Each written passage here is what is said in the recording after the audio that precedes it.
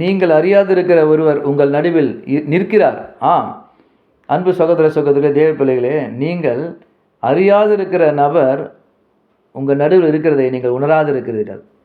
You don't understand the person is living, is standing midst of you. உங்கள் நடுவில் ஒருத்தர் நிற்கிறார். அவர்தான் உன்னதமான தேவன் இயேசு கிறிஸ்து. என் வாழ்க்கையில் கூட ரசிக்கப்படாத முன்பு சிறு பிராயத்து முதல் கல்லூரி வாழ்க்கை வரை எவ்வளவோ பிரச்சனைகளை, தோல்விகளை நான் அனுபவித்திருக்கிறேன். கஷ்டங்களை, துக்கங்களை, அழுகையின் பள்ளத்தாக்கிலே சென்றிருக்கிறேன். என் வாழ்க்கையில் முடிந்து போயிடுமோ, இனிமேல் ஒன்றுமே இல்லை நினைத்து கொண்டிருக்கும் பொழுது என் தேவன் என் மத்தியில் இருக்கிறதை நான் உணரவில்லை. ஆனால் என் தேவனை கைவிடவில்லை. அப்படியே கொஞ்சம் கொஞ்சமாக வாழ்க்கையிலே ஒவ்வொரு கட்டங்களாக நான் தாண்டி வந்து கொண்டிருந்தேன். அப்பொழுது ஒரு நாள் நான் தேவ கிருபையினால் நான் ரட்சிக்கப்பட்டேன். நல்ல சபைக்கு நான் எடுத்து செல்லப்பட்டேன். அந்த சபையில் நான் ஊழியம் செய்து கொண்டிருக்கிறேன். யூத் ஊழியம் பண்ணியிருக்கிறேன் 6 மாதம். ட்ராக்ஸ் ஊழியம் பண்ணி கொண்டிருந்தேன் பல இடங்களில். சென்னையில் சில ஆலயங்களை நான் பிரசங்கித்திருக்கிறேன். இன்னும் ஒரு நல்ல திருச்சபையில் நான் ஊழியம் செய்து கொண்டிருக்கிறேன். இதையெல்லாம் நான் அல்ல, என்னுடைய தேவன் என்னை அவர் ஊழியத்திற்கென்று பிரித்தெடுத்திருக்கிறார் என்பதை நான் விசுவாசிக்க உணர்கிறேன். என்னால் ஒன்றும் செய்ய முடியாது, ஆனால் தேவனால் எல்லாம் கூடும்.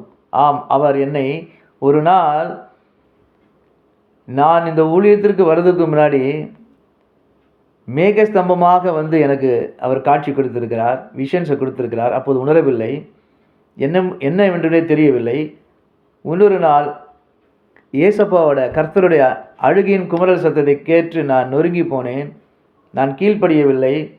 ஆனாலும் ஒரு நாள் தேவன் என்னை திட்டமாக அழைக்கிறார் என்பதை நான் ஆவியில் உணர்ந்த பொழுது, நான் அவர் என்னை அழைக்கிறார் என்பதை நான் விசுவாசித்து, அவர் அழைக்கிறது உண்மை என்பதை நான் நினைவு கூறபடியால் நான் தொடர்ந்து ஆண்டவருக்கு ஊழியம் செய்து கொண்டிருக்கிறேன்.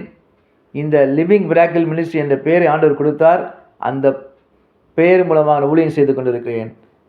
இந்த ஊழியத்தை அவர்தான் நடத்துகிறார், நான் அல்ல. என்னிற்கு மிகவும் பெரியவர். அவருடைய கிருபையால் தான் இந்த லிவிங் மிராக்கிள் மினிஸ்ட்ரி ஊழியம் போய்கொண்டிருக்கிறது. அவர்தான் இதை நடத்துகிறார். அதே மாதிரி பார்த்து கொண்டிருக்க அன்பு சகோதர சகோதரிகளே, உங்கள் வாழ்க்கையிலும் சரி, நீங்கள் அறியாத ஒரு நபர் உங்கள் வாழ்க்கையில் வாழ்ந்து கொண்டிருக்கிறார். அவர் உன்னதமானவர். உங்கள் வாழ்க்கையில் கோலியாத்து போல பிரச்சனைகள் இருந்தாலும், அலைகள் போல கொந்தளிக்கத்தக்கதாக பிரச்சனைகள் இருந்தாலும், மலைகள் போல தடைகள் நின்று கொண்டிருந்தாலும், எல்லாவற்றையும் கர்த்தர் நீக்கி எல்லாவற்றிலும் எல்லாத்தையும் உடைத்து எறிந்து உங்கள் கண் முன்னால், உங்கள் சொந்த பந்தங்களால் உங்களை உயர்த்தி அருள்வார். நீங்கள் மேம்பட்டவர்களாக, மேன்மை உள்ளவர்களாக, ஆசீர்வதிக்கப்பட்டவர்களாக இருப்பீர்கள். அன்பு சகோதர சகோதரிகளே, தேவன் உண்மையுள்ளவர். மிக முக்கியமாக நாம் பார்க்க வேண்டியது, கிறிஸ்துவ வாழ்க்கையில் நீங்கள் ஆண்டவருக்காக நிற்கிறீங்களா? ஆண்டவருக்காக ஊழியம் செய்வர்களாக இருக்கீங்களா? ஆண்டவரை மறுதலிக்காமல் இருக்கீங்களா? ரட்சிக்கப்பட்டும் ஞானஸ்நானம் எடுத்தும் ஆலயத்துக்கு போயும் தேவனை சில சமயம் நாம் விட்டு கொடுத்து விடுகிறோமா? உலக உயர்வுக்காக, பண ஆசைக்காக, செல்ஃப் ரைச்சியஸாக நடந்துக்கிறோமா? தயவு செய்து அப்படி நடந்து கொள்ளாதீங்க. நம் தேவன் நம்ம எப்படிப்பட்ட ஒரு நிலைமையிலிருந்து, இக்கட்டிலிருந்து நம்மளை தூக்கி எடுத்தால் அதை மறக்கக்கூடாது நம்ம. அதனால் என் வாழ்க்கையில்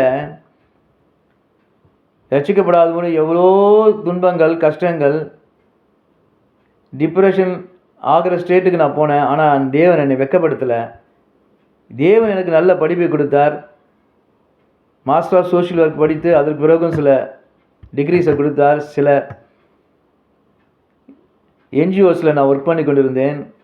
பல பெரிய நிறுவனங்கள் ஒர்க் பண்ணியிருக்கிறேன். ஆனாலும் நிலையான வருமானம், எனக்கு நிலையான ஒரு உத்தியோகம் இல்லை. ஏனென்றால் தேவன் அதை அனுபவிக்கவில்லை என்று நான் பிறகுதான் உணர்ந்தேன். என்னை அவர் ஊழியத்தில் அழைத்திருக்கிறார். சில நல்ல ஆவிக்குரிய ஊழியர்களோட சொல்லியிருக்கிறாங்க எனக்கு, பிரதர் ஊழிய அழைப்பு உங்களுக்கு இருக்குது, போய் ஊழியம் பண்ணுங்க, ஏதாச்சும் ஆண்டவருக்கு செய்யுங்கன்னு சொன்னாங்க. ஆனால் நான் சரியாக கீழ்ப்படியவில்லை. ஒரு நாள் என் தேவன் எனக்கு பலமுறை மேகஸ்தம்பமாக வெண்மேகங்கள் மூலமாக எனக்கு வெளிப்பட்டார். அதை பற்றி எனக்கு டிசைன் பண்ண முடியல. ஒரு நாள் என் தேவன் நான் தனித்து ஜெபித்து கொண்டிருக்கும் பொழுது ஆண்டவருடைய மென்மையான அந்த அழுகின் குமரல் சத்தத்தை நான் கேட்டேன். நான் மிகவும் நொறுங்கி போனேன் ஆவியில். என் தேவன் என்னை இன்னொரு நாள் சொல்லும் பொழுது, யார் என் காரியமாக போவார் என்பதை அதை நான் என் ஆவியிலே நான் உணர்ந்தேன். அந்த வார்த்தையை நான் கேட்டேன். மிகவும் நான் கலங்கி போனேன். இனிமேலும் நாம் ஆண்டவருக்கு கீழ்ப்படியாமல் போகக்கூடாதுன்னு சொல்லிட்டு நான் லிவிங் மிராக்கிள் மினிஸ்ட்ரி என்று ஆண்டவர் பேர் கொடுத்தார். அந்த பேரில் சில ஊழியங்கள் உலகளவு நடந்து கொண்டிருக்குது. நிறைய பேர் இருக்கனால ஆண்டவரை ஜெபித்தேன். ஒரு நாள் அதிகாலையில் living rock miracle eternal ministry என்று அந்த பேரை மாற்றி வைத்து அதை நடத்த ஆண்டவர் கிருபை செய்திருக்கிறார். இந்த ஊழியத்தை நடத்துவர் இயேசு. இந்த ஊழியத்தை என்னை மறைத்து வார்த்தைகளை கொடுப்பவர் இயேசு ஆண்டவர். அவர் நாமம் அவருடைய கிருபை என்றும் உள்ளது. அவர் நாம் மட்டுமே மகிமைப்படுவதாக. என்னை அழைத்தவர் உண்மையுள்ளவர். அவரே நித்திய பிதா. அவரே நம்ம ரட்சிக்க வல்லமையுள்ளவர். அவரே நம்மை எல்லா விதத்திலையும் நம்மை முற்றிலும் காப்பாற்றி ரட்சிப்பின் பாத்திரத்தை எடுத்து வாழ்நாள் முழுவதும் நாம் நிறைவாக முடித்து நல்ல போராட்டத்தை ஓடி அவரோட பாதத்தில் பரலோகத்தில் விழுந்து கிடக்கிறதுக்கும் அவரோடு நாம் வாழ்வதற்கும் அவர் நிச்சயமாக நம்ம கைவிட நடத்துவார். அதனால தான் சொல்கிறேன், அன்பு சகோதர தேவ பிள்ளைகளே, தேவ அறியாத பிள்ளைகளாக இருந்தாலும் சரி, யோவான் 1 அதிகாரம் 26 படிக்கும் பொழுது, நீங்கள் அறியாதிருக்க ஒருவர் உங்கள் நடுவில் நிற்கிறாராம். பாருங்கள், நாம் அறியாதிருக்க ஒரு தேவன் நாம் உணராதிருக்கிறோமா, ஆனால் அவர் நம் மத்தியில் நடுவில் நிற்கிறாராம். ஈ ஸ்டாண்டிங் மிட்ஸ் ஆஃப் அஸ். அவர் நம்ம நிற்கிறாராம். ரெடியாக என்ன செய்யணும், என் மகனுக்கு மகளுக்கு என்ன செய்யணும், இவன் ஆபத்தில் கூப்பிட்றானே, இவன் புலம்புறானே, இவன் ரொம்ப கஷ்டப்படுறானே, ரொம்ப குழம்பி தவிக்கிறானே, நான் செய்வேன் என்று உனக்கு சில நம்பிக்கை இழந்து போகிறானே என்று சொல்லி அவர் நிற்கிறாராம். நாம் எப்போது நாம் ஜெபிப்போம், எப்போது அவர் தேவ பிரசன்னத்தில் நாம் நின்று அவரோடு உறவாடுவோம், அவரோடு இணைந்து ஜெபிக்கும் பொழுது கட்டாயம் அவர் உங்களிடம் இடைப்படுவார், உங்களுக்கு வேண்டியதை செய்வார், உங்களுடன் பேச அவர் காத்து கொண்டிருக்கிறார். அது மட்டும் இல்லை, அவர் நின்று கொண்டிருக்கிறார். அதுபோல என்னை அழைத்தவர் உண்மையுள்ளவர், உங்களை அழைத்தவர் உண்மையுள்ளவர். நீங்கள் அறியாது இருக்கிற அந்த தேவன் உங்கள் நடுவில் நிற்கிறதுனால நீங்கள் அவருக்கு செவி கொடுங்கள். இந்த உலக ஆசைக்கோ இந்த உலக மேன்மைக்கோ நீங்கள் எதிர்பார்த்து அதில் மூழ்கிவிட வேண்டாம்.